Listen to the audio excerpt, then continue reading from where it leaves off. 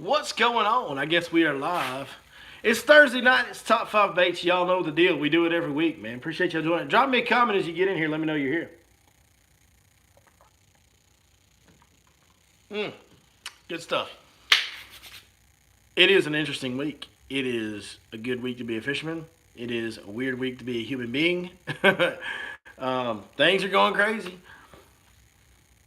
Big news, couple things. We got the new Billy bag in. This is the bag it came in. I guess this is the bag they're shipping them now, which is a pretty cool bait for a bag for like co-angler for stuff.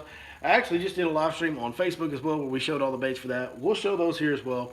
Also, we will kind of get a double dose of top 5 baits because you'll get the 5 baits for the springtime that are in the Billy bag. You'll also get the 5 baits that I'm talking about fishing this week. We're going to talk about all of that tonight. We got some folks joining us already. Let's see who we got here. 6 Mile Outdoors, Big John, Casey Gaby, Grant Bell, Parker Boyd, Kevin Jones, Tom G, Express Jack, Juicy J, Justice Anderson in the house, Next Level Fishing Entertainment. Hey, first live stream. Hey, dude, thank you so much for joining us. We really appreciate that. Jared Carson, Sean Allen, Z-Dub is back in effect, checking the wreck, something like that. Ryan Burrows, Charlie Heron, Jerry Dean, Backyard Bass and Lane Bosley, David Thomas, Chase Clark, Chase Clark. I know how to say Clark, I promise. Kyle C, 199, Todd Odie.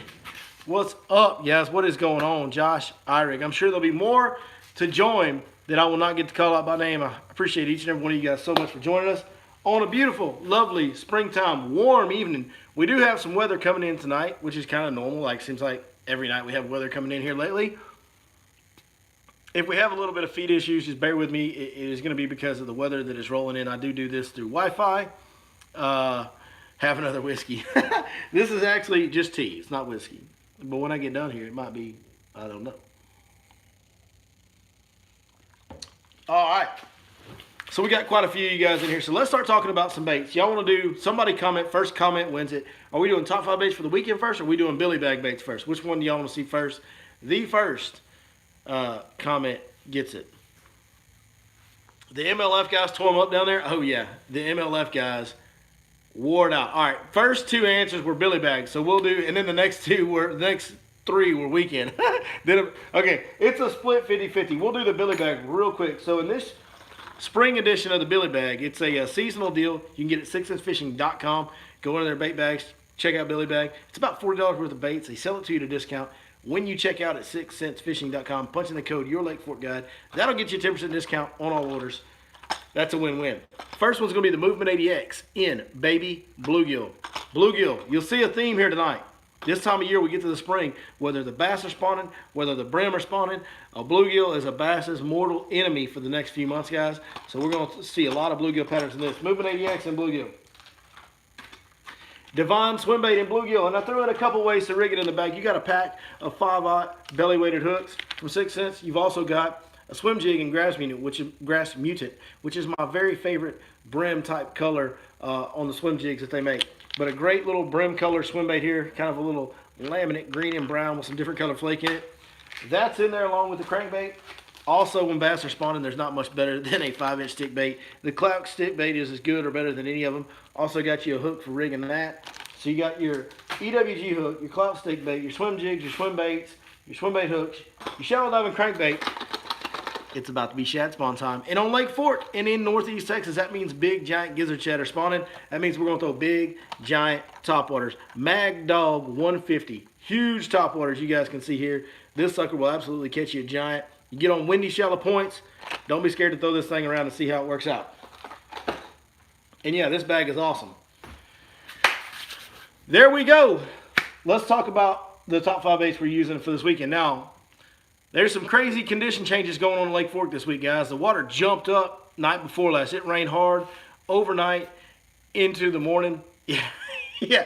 Rumor has it if you buy multiple Billy bags, they throw in a free roll of toilet paper. No, I'm just kidding. We're not going there. We're not going there. We're not going there. We're not coronavirusing it on this one. I don't know. Maybe we will after a while. All right. Let's talk about, okay, conditions. Yes, water jumped up, changed color, changed elevation. Things went nuts. Yesterday was a difficult day for me. It was a difficult day for a lot of people. I know some guys did still catch it, but Justin said, this is Gay. G-Man's in the house. G-Man, appreciate you joining us. Um, anyways, we had to grind it out yesterday. But there's like you can kind of feel like if you don't mind fishing dirty water, you can fish some real dirty water right now. If you want to seek out clear water, there's some clean water in Lake Fork. First bait I'm going to show you is a bait that we caught a couple fish on a stick bait in two different colors. And at the end of the day, we were in some really clear water, so I changed to this. It almost looks like a baby bass, but this is called Electric Shiner, is the name of this clout stick bait right here. So the clout stick bait, weedless, weightless, Texas rig clout stick bait. That's our first bait. That's a go-to this time of year. Another one that's really similar to that, that some days they'll bite this better than the stick bait, is going to be the Wacky Rigged Divine Trick Worm. You can see my wacky hook in the middle there. Got a half a nail weight in the head.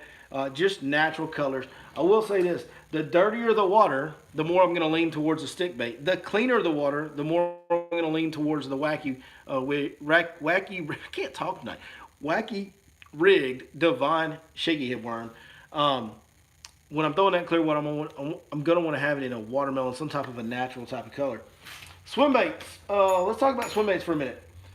One of the best ones to catch them in dirty water is going to be this hollow belly from Smash Tech. The little hollow belly swim bait, because it has so much vibration, gets a lot of vibration. I'm also throwing it on the Flashy Swimmer in that dirtier water. Now, if I'm going and fishing some cleaner water, the swim bait I'm going to use is actually going to be that same Electric Shiner color in the Divine swim bait. I'm going to throw it on the same 5/0 Owner Flashy Swimmer hook. If I'm fishing some really dirty water and I want to get tight to cover and it's shallow dirty water, I'm going to throw the old blade, the old War Eagle 3/8 ounce, big gold, willow blade, orange, Colorado leader blade, chartreuse and white color. This bait is getting some bites up in some dirty water right now. Last but not least, there is some sight fishing opportunities. It was a challenge yesterday because the water had suddenly rose up in the beds where we could see them, now we couldn't. But before that, and as things settle over the weekend, okay, sight fishing is a real deal. If you like to sight fish like me, I love sight fishing. I'm going to do a lot of it here in the next couple weeks. I'm going to be doing primarily, mostly what I'll be doing probably. The Stroker Crawl. Green Pumpkin Burst is my bait that I'm throwing on beds the most. You can throw it in Green Pumpkin. The color really doesn't matter. To be honest with you, baits don't matter that much. All you want is a compact bait that has some wiggle to it at slow rates of speed. The Stroker Crawl fits that bill very well. I'm throwing it on a 1/4 ounce Texas rig, as you see right there. I'm throwing it on a 4/0 jugular hook from 6 Sense Fishing. That is an offset round bend type of hook. You can kind of see it right there. There you go.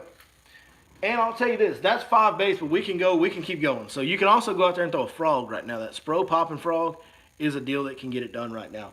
You can throw the big baits. I am throwing big hollow body around a little bit. Also, the big line throws on shallow points can get you some bites right now. The Felon would be my #1 pick from Smash Tech Baits on the line throughs. Carolina Rig can get you a bite on a shallow point right now.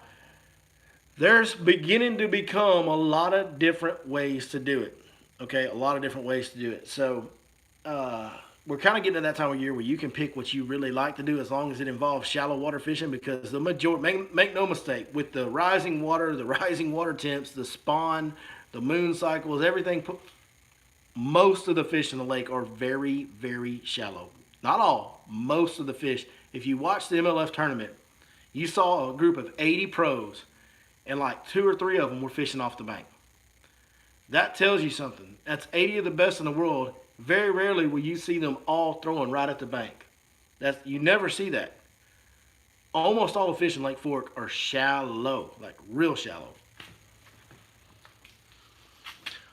All right, there is our baits, Billy Bag, and our top 5 for the weekend. JW Wildlife throwing it in the super chat, my dog. We appreciate you.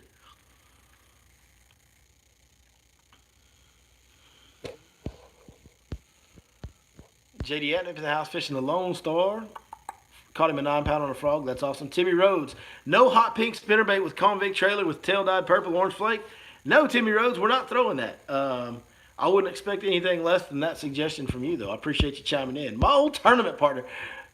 Folks, you see what I was dealing with? That's my old tournament partner. Talking about throwing a spinnerbait with a convict trailer or something. I don't know. Just crazy stuff. Just to get this right, yeah, am I throwing the big hollow belly, also known as Big Holly? We call her Big Holly. Oh, we got Little Holly and Big Holly. That's the hollow body from Smash Tech Custom Baits. The big hollow body I am throwing on the 8/0 Owner Beast hook. That is correct, Todd. What rod action and line for your wacky and weightless Texas rig setups? I like the 6.9 medium on the wacky, and I throw the 7.1 medium heavy on the weightless Texas rig. Uh, those line wise, I have 15 pound, basically 15 pound fluorocarbon is kind of what I'm going with most of the time on that.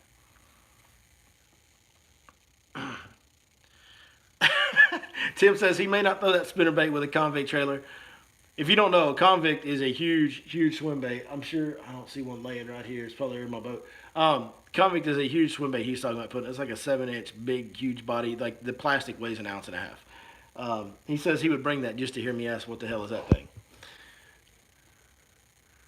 When do I like a trailer hook versus a soft plastic trailer on a spinnerbait? Simple answer for me there. I always use a trailer hook. I never use a soft plastic trailer. I just, this is how I fish my spinnerbaits. All of them. All of them.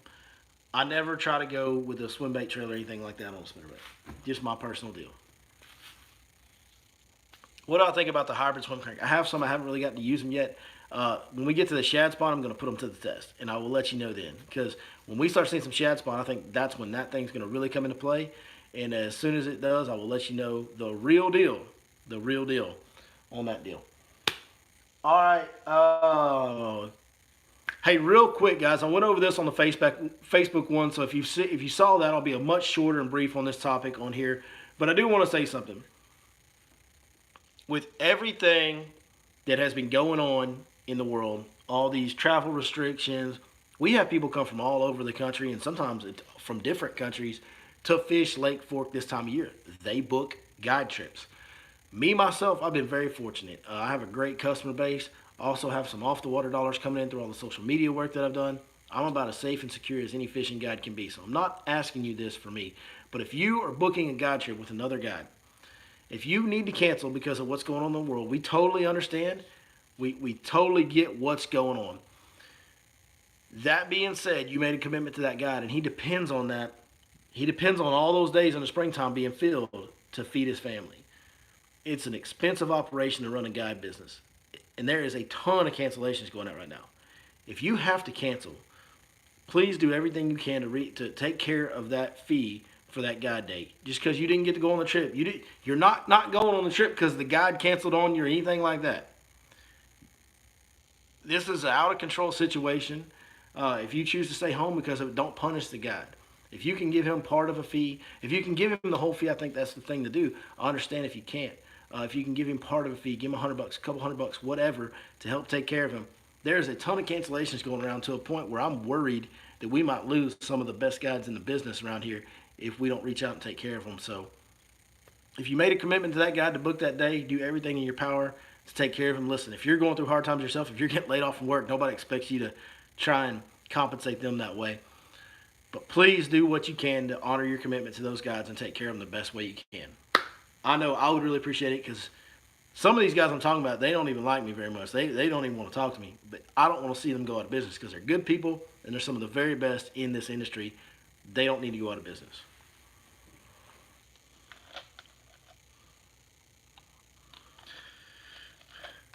California, they're not allowed to fish, apparently. That's what David Thomas is saying. I know they're not allowed to travel. I mean, California's got a lot of things going on.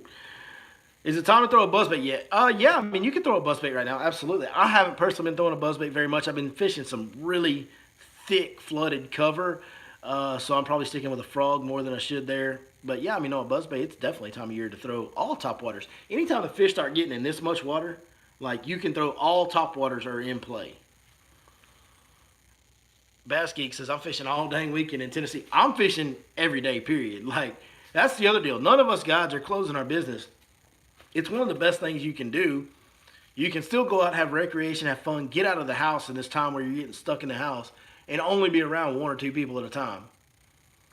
That's about as good odds as you can hope for to still have fun these days. So, as I cough, I don't have the Coronas. If I did, I would have a lime and I would drink that stuff. I'm just telling you, I would drink it down.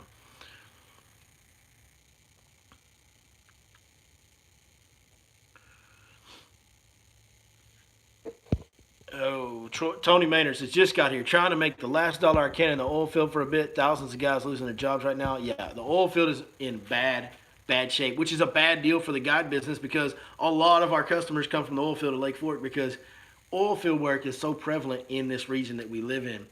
That's a bad deal.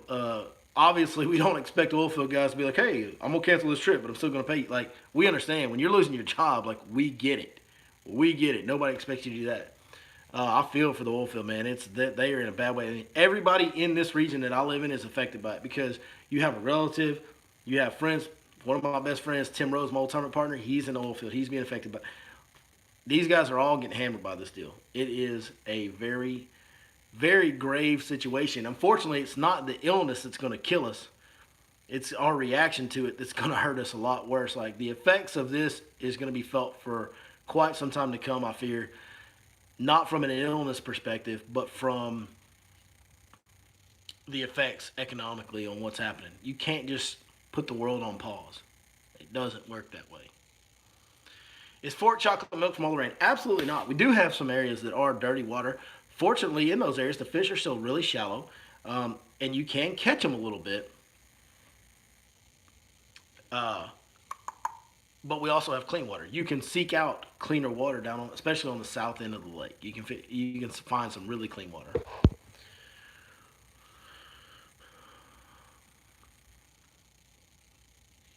Dylan Watts, my brother from another mother, Zach Watts, his son. So basically, my little stepbrother / nephew / whatever you want to call it, Dylan Watts, says no more JUCO baseball. JUCO lives matter.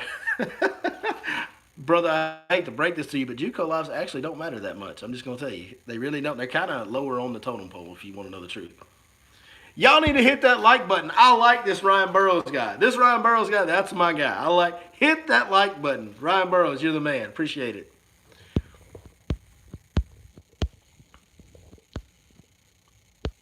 What was the color of your hollow body swim bait? It's called Pearl Flash. It's just white with a black back. That's the one. I like the white in the dirty water. If I was throwing it in some areas that have cleaner water, I would be throwing it in a light hitch. But what I'm doing in the cleaner water, I'm actually throwing a different swim bait. I'm throwing the Divine swim bait. Doesn't have as much body wiggle, has a little more tail wiggle. And I'm throwing that one in a color called Electric Shiner. It's the 6th Sense Divine swim bait in Electric Shiner. Jack Attack said already did. Yeah, got some more rain. We got more rain coming. Like the rain's going to hit us again. The good news is I think after this weekend, we've got a little bit of time without rain. Plus, we got a new moon on Tuesday. Plus, we got some heat next week. Like, it should be just clicking right along here in the next week or so. 1 week from now, when we're talking on Thursday, I'm going to be sitting here going, we're all catching them. And it's going to be awesome. So, that's probably what's going to be happening.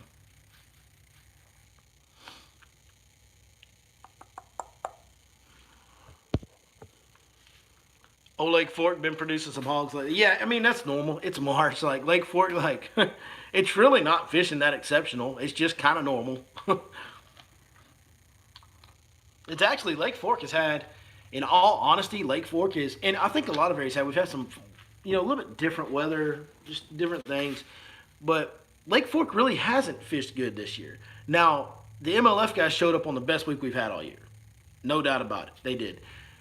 But even that was just kind of like a little glimpse of normal.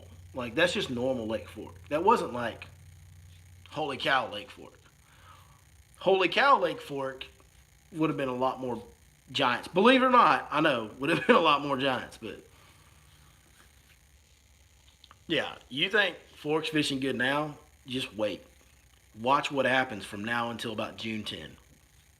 Just watch. What's the cold front Friday going to do? Nothing. It's not a hard enough cold front. We got water all the way up in the upper 60s. Some areas in the lake even in the 70s. Like, we're too far along. Unless it's like a major cold front, we are way too far along for it to even slow them down at this point. If we had a really hard cold front, it would maybe make for a rough day or two, bite-wise. But right now, that cold front that's coming ain't near strong enough. They're just going to keep on trucking, keep on spawning, keep on biting. Like, they're going to do their thing. Nothing's stopping it at this point, boys. Other than crazy floods, which is we're trying to get close to.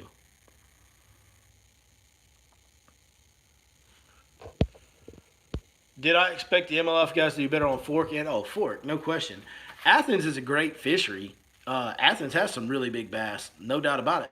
I had a customer catch a 12 pounder last year, and Zach Watts caught a 12 pounder there last year. Like, Athens has some big fish, but um, it's just not Fork. I mean, Fork is the greatest trophy bass lake there's ever been. We call it the Goat Lake for a reason. It's the greatest trophy bass lake of all time. The data proves it over and over again. Every time these guys come to Fork, you hear the guys that are like the best one, which for years they didn't. They never came here.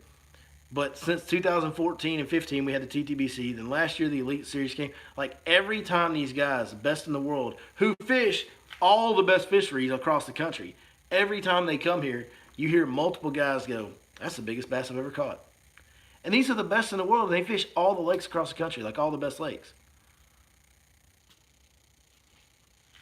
It's just, Fork is Fork. I mean, the data doesn't lie at this point.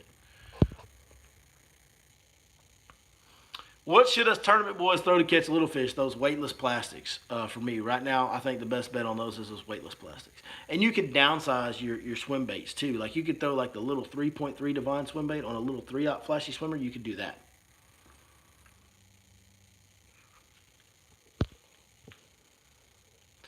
Awesome MLF ending in Athens. Yeah, that was, I mean, that ending on Athens with Ott Defoe going on that roll he went on was like, I don't know that we've ever seen anything quite that awesome in fishing. Like, that was awesome. If you don't like the format of MLF after watching that, I don't know what to tell you. Like, I get the argument for the best five and trying to catch bigger bass. I get all that.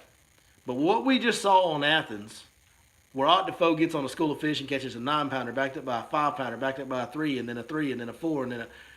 I mean, the buzzer ran out, and he was still catching 5-pounders. Like, with boats all around him, and, I mean, oh, man. And then to have it happen in the last minutes of the final period of the final day, he comes back and takes over. All those guys they were catching fish too. Brent Chapman, Alton Jones Jr., those guys were catching them too. They just weren't catching them like he was. Like, bro, that was awesome.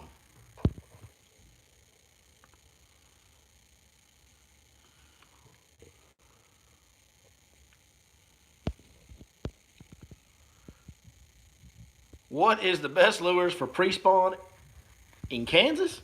I don't know nothing about. Do they have bass in Kansas? Like, I don't even know. I don't think there's any lakes in Kansas. I don't know what. I mean, I'll say a bass is a bass, and when he's presented the same situation, he reacts the same way. But I don't know what the situation is in Kansas. Pre-spawn lures traditionally are going to be like a jerkbait, lipless crankbait. That's two of your best pre-spawn baits. I would start with those two and go from there.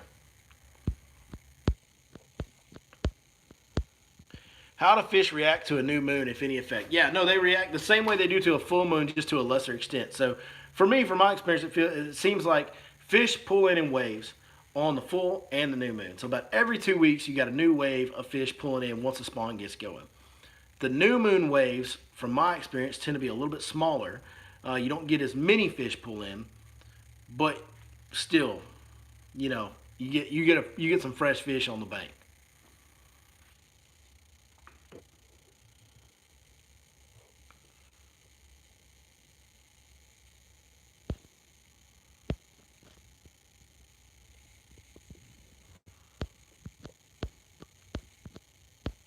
What is Lake Fork's record bass? 18.18 pounds. It's the state record for Texas.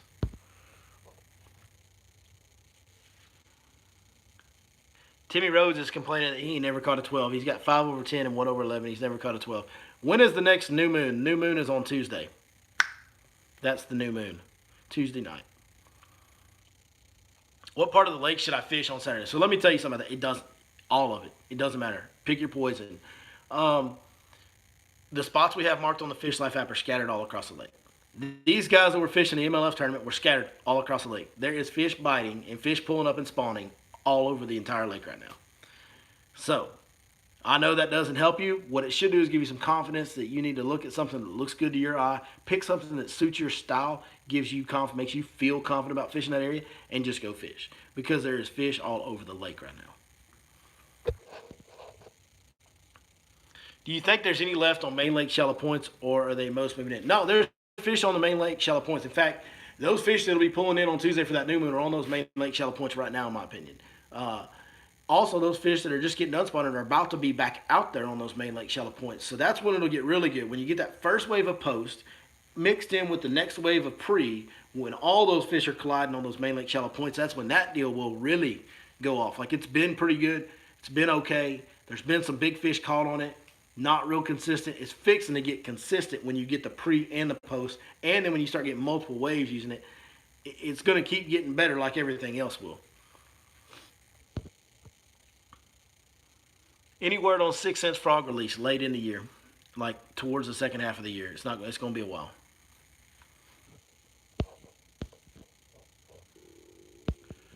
How long does a fish normally stay on the bed once it's locked in? That answer is, it's different on every fish. I've seen some big females that won't even lock on a bed, and they'll go up there and they'll lock on and only be there for a short time, and then they're gone. Males, on the other hand, I've seen some males only be there for a few days. I've seen some be there for 2 to 3 weeks sometimes. Like, I've literally fishing the same lake every day. You'll catch a fish, and then 3 days later you come back, he's still there. And then another week goes by and he's still there. Then another week goes, it's been 2.5 weeks and this fish is still here. Like, what is he doing? Every fish is different. And I don't know all the factors that go into that. I just know I go to looking and see if they're there and see if they're locked. I don't care how long they are. To me, I never worry about how long they'll stay there. That doesn't matter to me. All I worry about is that fish locked on enough for me to catch it today? And how big is that fish, and how much time do I want to invest in that fish? If that fish is a giant and I feel like there's a chance I can catch her, then I'll spend some extra time on her, an hour, 2, 3 hours, whatever it may be. If that fish is a 4-pounder and he's not pretty easy to catch, I'm probably going to move on pretty quick. That's all I need to know. Can I make it? Because the deal is, on a giant, if she's not locked in enough for you to catch her today, don't worry about it. Just move on. Move on. If you're not going to catch her, you're not going to catch her. If you get that feeling like you can't catch that fish, move on. The key to sight fishing successfully for me is knowing when to fold them so that you can look at enough fish to make a productive day out of the ones you can catch. That's the big deal, is covering a lot of water, seeing a lot of beds, finding the ones that are ready for you to catch them.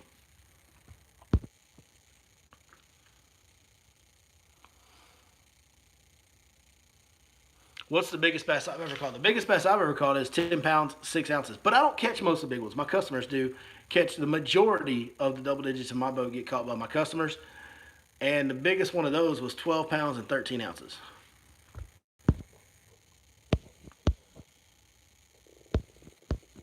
Oh, stomach be growling tonight, boy.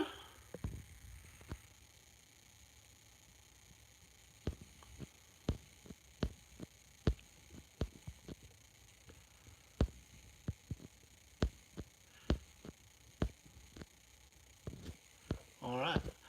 I think we've kind of caught up on questions for the most part. Nick Cavazos, I just wanted to say your name, Nick.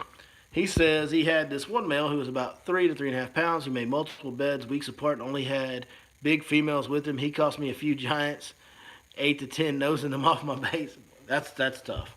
That hurts a little bit. Advice for a struggling YouTuber. Yeah, don't stop. Don't stop. Just keep creating. You never know when you're going to find your niche, find your hit, find your thing. Do some research. Try to really research how to grow a YouTube channel, how to hit trending topics, how to hit keywords. Really pay attention to whatever category you're trying to succeed in YouTube. Look at what is successful right now in those categories, like what types of formatted videos, what types of subject matters within that category are working best, and do plan your videos out. Make videos based around those topics.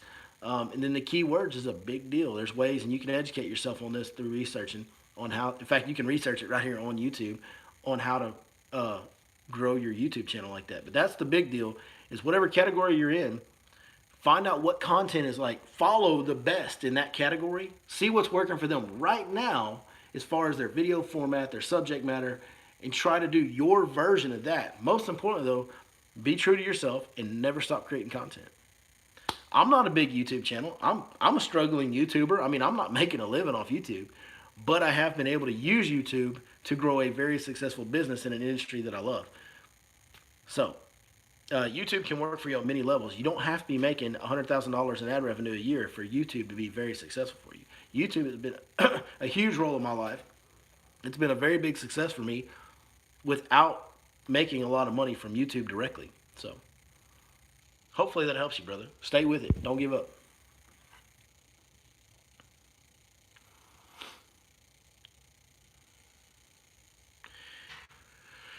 Oh, enjoyed the interview with Levi. Little Captain's a character, man. He just like his daddy. That's the deal. That's what's wrong with that boy. He's a great kid. The only thing wrong with him, he's just like his daddy.